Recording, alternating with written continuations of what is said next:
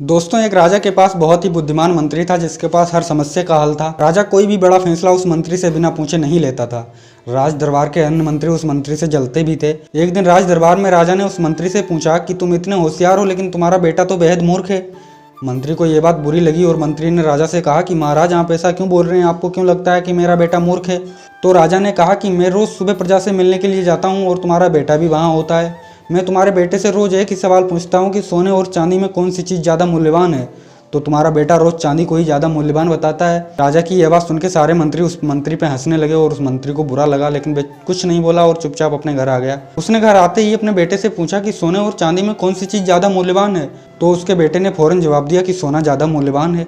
मंत्री ने अपने बेटे से कहा कि जब तुम्हें पता है कि सोना ज़्यादा मूल्यवान है तो तुम क्यों राजा को रोज़ झूठा जवाब देते हो? अब सारे मंत्री मुझ पे हंस रहे हैं। तो मंत्री के बेटे ने मंत्री से कहा कि राजा रोज़ सुबह प्रजा से मिलने के लिए आते हैं और मेरे सामने दो सिक्के रखते हैं, जिसमें से एक सोने का और एक चांदी का होता है। राजा मुझसे कहते हैं कि इसमें जो ज़्यादा मूल्यवान है वो सिक्का तुम ले जाओ। मैं रोज़ चांदी का सिक्का उठाता हूँ और अपने घर चला आता हूँ। मंत्री ने कहा कि तुम ऐसा क्यों करते हो जबकि तुम्हें पता है सोना का सिक्का ज़्यादा मूल्यवान होता है? मंत्री का बेटा मंत्री की ये बात सुनकर उसे अपने कमरे में ले गया और उसने एक पेटी खोली जो चांदी के सिक्कों से पूरी भरी हुई थी। मंत्री इतनी सारी चांदी देख के हैरान हो गया। तो मंत्री के बेटे ने कहा कि ये वही सिक्के हैं जो राजा रोज़ मुझे एक देकर जाते हैं।